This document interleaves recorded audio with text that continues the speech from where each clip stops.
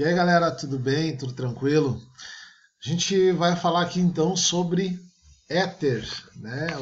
O que é um éter? Função orgânica éter, então, é uma função oxigenada, tá? Ou seja, é, possui um átomo de oxigênio na cadeia carbônica. E para nós encontrarmos aí essa característica da função orgânica éter, é preciso que este átomo de oxigênio ele esteja entre dois carbonos. Observe esse desenho aqui, né, essa fórmula estrutural aqui que a gente está representando, né, assim, nesse modelo de átomos aqui, onde eu tenho esse átomo em vermelho aqui, né, essa bolinha vermelha, representando o átomo de oxigênio. As bolinhas pretas são os átomos de carbono. Então, função orgânica éter é quando eu tenho um átomo de oxigênio entre dois carbonos. Observa que eu tenho um carbono aqui e um carbono aqui e um átomo de oxigênio entre eles. Tá? O éter mais comum que nós conhecemos aí é esse aqui, ó, CH3CH2O CH2CH3, que seria o éter etílico, né? O éter etílico não, o éter dietílico, tá? Ou seria também conhecido como metoxietano. A gente já vai ver como dar nome a isso, mas é um éter bastante comum. Ainda vale a gente lembrar, né, que os éteres, eles lá no passado, né, foram muito utilizados na medicina como a primeira forma, o primeiro composto, né, a ser usado como anestésico, tá? Estava me fugindo a palavra aqui, anestésico. Como anestésico na medicina, beleza? Então, ele é um líquido incolor, ele é volátil, ele evapora com facilidade, volatilidade é a propriedade que confere às substâncias o poder de evaporação. Então, ele facilmente evapora, tá? Os vapores aí que ele produz são tóxicos, tá? Para o nosso organismo. Também é inflamável, ou seja, se tiver contato com uma chama, vai explodir, né? Além dessa condição que eu te falei aí, foi utilizado como anestésico lá no passado, essa função orgânica e éter, ele é hoje muito utilizado na indústria como solvente, ele é utilizado na produção de muitos subprodutos e produtos da indústria química, da indústria têxtil, da indústria medicamentosa, né? É bastante utilizado mesmo nesse sentido. Além do mais, também nós sabemos que as substâncias elas têm mais, né? Os produtos finais de uma substância elas têm mais de uma função orgânica, né? Eu posso ter numa mesma molécula um éter, um álcool, um ácido carboxílico, enfim, vai depender da molécula. Bom, então assim, como é que eu faço para dar nome, né? Fazer nomenclatura dos éteres? Olha aqui na tua tela, tá? As nomenclaturas de éteres, então, elas ficam mais ou menos assim. Mais ou menos não, elas ficam assim, tá? Primeira coisa, identifica aonde está o átomo de oxigênio. Olha aqui, eu estou com o mouse aqui em cima do átomo de oxigênio, tá? A partir daí, eu olho para quem está à direita desse átomo de oxigênio. Observa que está sublinhado aqui em azul, né? 2 carbonos. Aí eu vou escrever o nome do hidrocarboneto correspondente a 2 carbonos.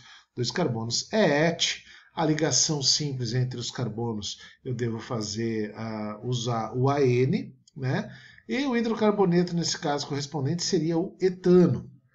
Eu olho agora para a esquerda deste átomo de oxigênio e vejo que à esquerda dele eu tenho somente um carbono. Um carbono, né? Eu sei que eu tenho que usar a sigla MET. E aí eu completo essa sigla MET com o oxi, porque eu tenho ali o oxigênio do lado, né? Eu estou falando da função orgânica éter. Então, vai ficar MET mais oxi, vai ficar metoxi. Como à direita do oxigênio eu tenho etano, vai ficar metoxietano. Vai ser esse o nome desta molécula aqui. Um carbono à esquerda, um carbono à direita. Tá? O que está sublinhado em azul aí, a gente considera a cadeia principal. Consideramos a cadeia principal porque é onde existe mais carbonos, né? Observe que nesse primeiro caso, ET são 2 carbonos, então essa é a principal. O que está na esquerda é de um carbono só, né? Então vai ficar essa como a principal. Aqui, neste caso aqui, não vai fazer diferença, porque no etoxietano, ambos os lados, né? Eu tenho 2 carbonos para a esquerda e tenho 2 carbonos para a direita. Olha ali para te ver. Então, para a esquerda, eu vou escrever ET de 2 carbonos mais a sigla oxi, porque é um aldeído. E eu sei que é um aldeído porque eu olhei e vi que tem um átomo de oxigênio entre os 2 carbonos. Para a direita deste átomo de oxigênio, eu vou olhar e vou ver que também tem 2 carbonos, e aí eu vou escrever o nome do hidrocarboneto correspondente a 2 carbonos, que é o etano. ET, 2 carbonos, AN, ligação simples.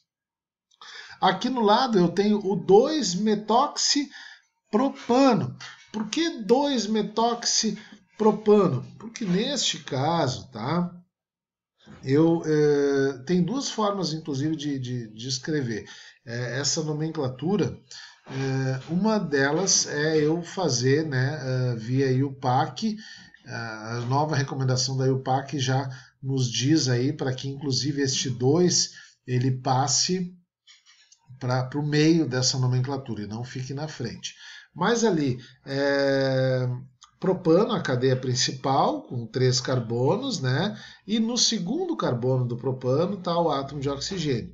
E depois ali acima, ó, né? Acima desse carbono tem ali o oxigênio, e aqui eu tenho um outro carbono. Então, um carbono, MET, mais o oxi, fica metoxi. Sempre a cadeia principal, essa que está circulada em azul, é a que eu vou nomear, né, conforme o hidrocarboneto correspondente.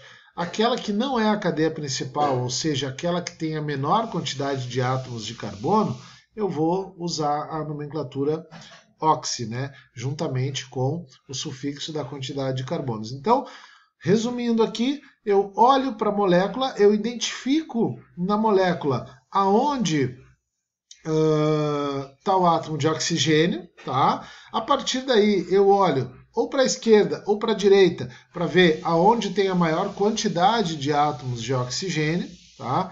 Achei a maior quantidade, maior quantidade de átomos de carbono. Achei a maior quantidade de átomos de carbono, essa vai ser a minha cadeia principal. Essa eu vou nomear de acordo com a nomenclatura dos hidrocarbonetos, que nem aqui, ó. 1, 2, 3 carbonos é prop, só tem ligação simples entre os carbonos é AN, um hidrocarboneto com 3 carbonos seria o propano.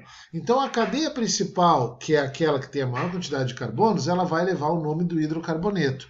A outra, que no caso, neste caso aqui, fica à esquerda, só tem um carbono, essa não é então a cadeia principal, essa eu vou usar a nomenclatura oxi nela. Eu vou só colocar a quantidade de carbonos, se for 1 é MET, se for 2 é ET, se for 3 é prop, se for 4 é but. Eu só vou colocar a quantidade de carbonos mais a terminologia ali, a terminação oxi. E aí vai ficar metoxipropano. Tá? Um outro exemplo aqui de identificação, né, de funções orgânicas, eu quero chamar a atenção aqui, ó, um caso como esse, né? Olha só, aqui nos exercícios, né? São todos exemplos de éteres, ó. Um oxigênio aqui entre 2 carbonos. Tu tem que te lembrar que aqui no benzeno, cada pontinho do benzeno é um carbono. Então aqui está subentendido um carbono. Se aqui está um carbono e aqui está outro carbono, um oxigênio entre 2 carbonos, função orgânica éter. Esse hidrogênio aqui não está ligado no carbono, não está ligado no oxigênio, pessoal. Ele está ligado no carbono. Esse H2 aqui é uma ligação para cima e uma ligação para baixo nesse carbono. O H2, né, que no caso representa 2 átomos de hidrogênio, está ligado sempre diretamente no carbono. Os hidrogênios ali estão sempre ligados no carbono. O hidrogênio só não vai estar ligado no carbono quando ele aparecer de forma direta no oxigênio, mas daí não vai ser a função éter, vai ser outra coisa. Né? Pode ser álcool, pode ser fenol, enol, enfim, recomendo que daí tu olhe os outros vídeos aí sobre isso para entender. Certo, gente? Então, funções orgânicas, função orgânica éter, de momento é isso. Vai ficar depois no final dessa videoaula aí, vai ficar para ti os exercícios ali para fazer. E qualquer dúvida sobre o vídeo ou sobre esse assunto, é só me procurar aí, tá bom? Grande abraço, valeu!